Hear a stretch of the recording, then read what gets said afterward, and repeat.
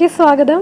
ഇന്ന് നമ്മൾ സദ്യ സ്പെഷ്യൽ ഓലൻ്റെ റെസിപ്പിയാണ് കാണിക്കുന്നത്.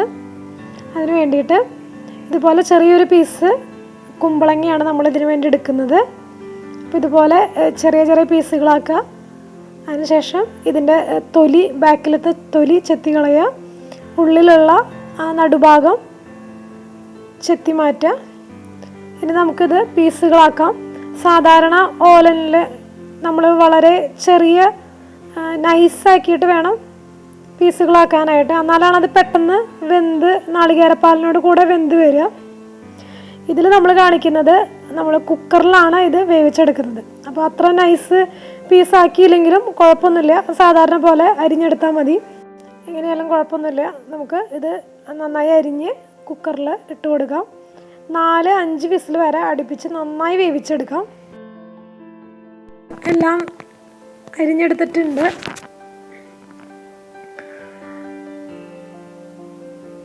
ഇത്രയും നൈസായിട്ട് തന്നെയാണ് ഞാൻ അരിഞ്ഞിരിക്കുന്നത്. ഇപ്പോൾ ഇങ്ങനെയല്ലെങ്കിലും കുക്കറിൽ വേവിക്കുന്നത് കൊണ്ട് കുഴപ്പമൊന്നുമില്ല.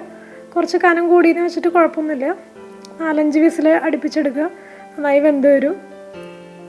അതിനുശേഷം നമ്മൾ കുക്കറിൽ നിന്ന് മാറ്റിയിട്ടാണ് ഇത് വേവിച്ചെടുക്കുന്നത്, നാളികേരപ്പാലിൽ വേവിച്ചെടുക്കുന്നത് കേട്ടോ. കുക്കറിലേക്ക് നമുക്ക് നന്നായി കഴുകിയതിന് ശേഷം പീസുകൾ ഇട്ട് കൊടുക്കാം.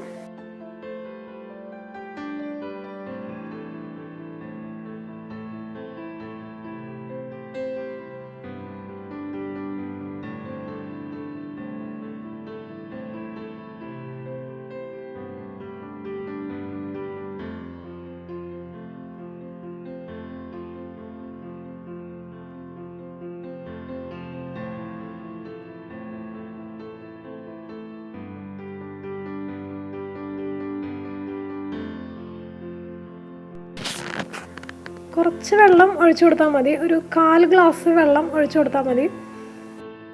ഇനി നമുക്കിതിലേക്ക് ഉപ്പാണ് ചേർത്ത് കൊടുക്കേണ്ടത്. ആവശ്യത്തിന് ഉപ്പ് ചേർത്ത് കൊടുക്കുക. 1/2 ടീസ്പൂൺ ഉപ്പ് ചേർത്ത് കൊടുത്തിട്ടുണ്ട്. ഇന്ന് മിക്സ് ചെയ്തതിന് ശേഷം മൂടി വെച്ച് 4 മുതൽ 5 വിസിൽ വരെ അടുപ്പിച്ചെടുക്കുന്നുണ്ട്. അപ്പോൾ നന്നായി വെന്ത് വരും. ഇനി നമുക്ക് ഓലനിലേക്ക് വേണ്ടത് ഒരു 1/4 ഗ്ലാസ് വേവിച്ച ഉണക്കപ്പയറാണ്.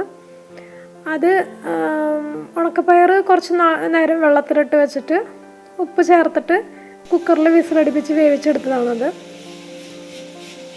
ഇവിടെ നമ്മുടെ കുമ്പളങ്ങ വെന്തുകൊണ്ടിരിക്കുകയാണ്.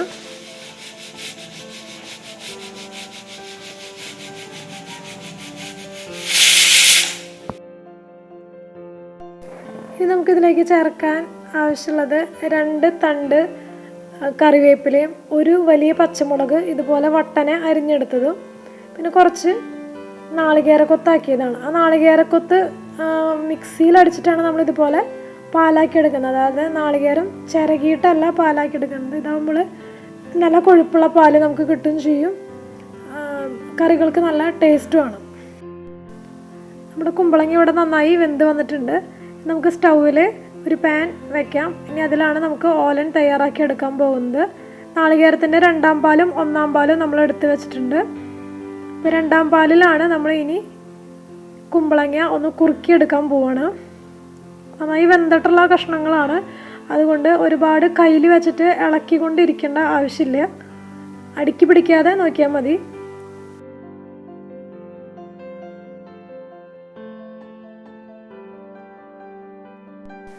ഇനി നമുക്ക് എരിവിന് വേണ്ടിയിട്ട് 1 പച്ചമുളകാണ് ഇതുപോലെ വട്ടനെ അരിഞ്ഞത് ചേർത്ത് കൊടുക്കാം.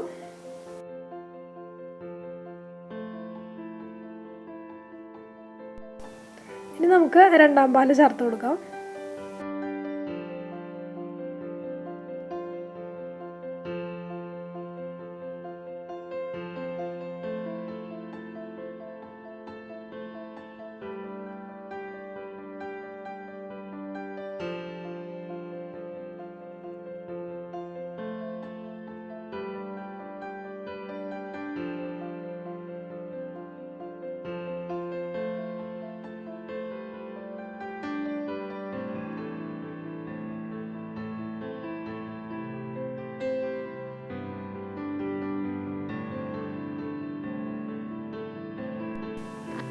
നമുക്കിനി ആവശ്യത്തിന് ഉപ്പ് ചേർത്ത് കൊടുക്കാം. ഉപ്പ് ഒരിക്കലും കൂടി പോകരുത്. മറ്റു മസാലകളൊന്നും ചേർക്കാത്ത ഒരു കറി ആയതുകൊണ്ട് പ്രത്യേകം ശ്രദ്ധിച്ചിട്ട് വേണം ഉപ്പിടണമെങ്കിൽ. ഒരു 1/4 ടീസ്പൂൺ ഉപ്പാണ് ഇപ്പോൾ നമ്മൾ ചേർത്ത് കൊടുത്തിരിക്കുന്നത്.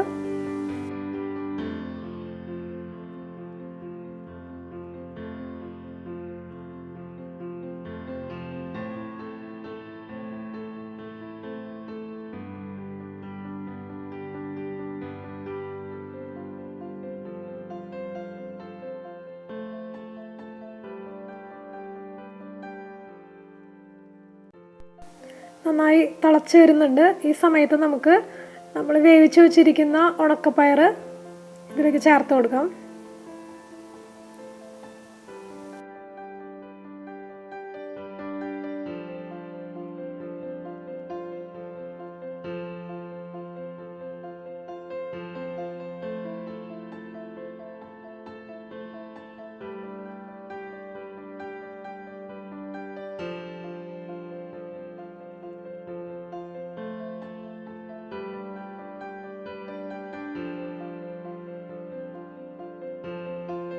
ഈ രണ്ടും കൂടെ നന്നായി തിളച്ച് വന്ന് രണ്ടാം പാലിൽ കിടന്ന് നന്നായി കുറുകി വറ്റി വരട്ടെ.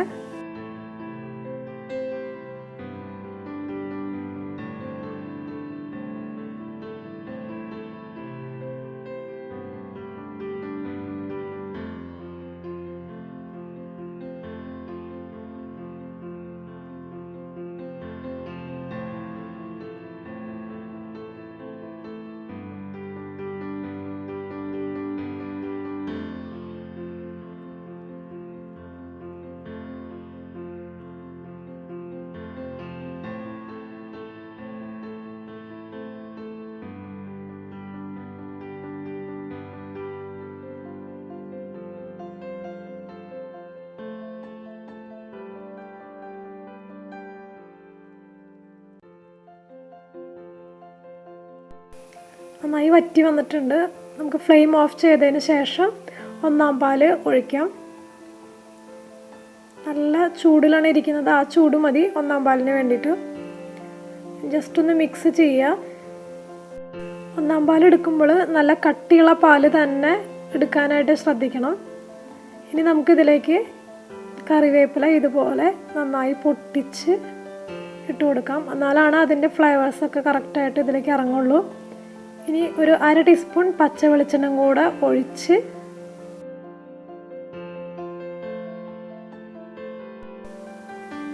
ഇനി നമുക്ക് ഒന്നാം പാലിൽ കുമ്പളങ്ങ നന്നായി ഒന്ന് മിക്സ് ചെയ്ത് കൊടുക്കാം. നമ്മുടെ ഓലൻ ഇവിടെ തയ്യാറായിരിക്കുകയാണ്. സദ്യയുടെ കറികളിൽ ഏറ്റവും എളുപ്പത്തിൽ വയ്ക്കാവുന്ന ഒരു കറിയാണ് ഓലൻ. നിങ്ങളെല്ലാവരും ഇത് ഈ രീതിയിൽ ട്രൈ ചെയ്ത് നോക്കുമെന്ന് ഞാൻ വിചാരിക്കുന്നു. വളരെ ടേസ്റ്റുള്ളൊരു കറിയാണ്. വളരെ എളുപ്പത്തിൽ തന്നെ നമുക്ക് ഈ രീതിയിൽ ചെയ്തെടുക്കാവുന്നതേ ഉള്ളൂ.